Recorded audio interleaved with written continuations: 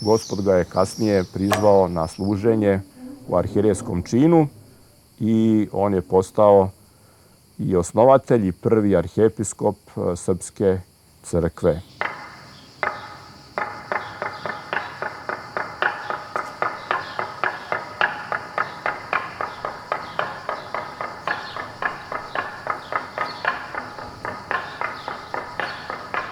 Ovaj dokument iz arhiva manastira Hilandara Karejski tipik Svetoga Save.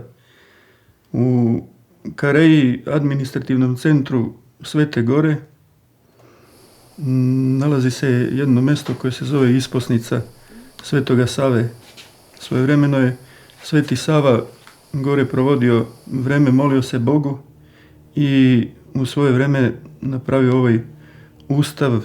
Znači ovaj dokument je originalno iz 1199. godine, to taj tipični pečat Svetoga Save.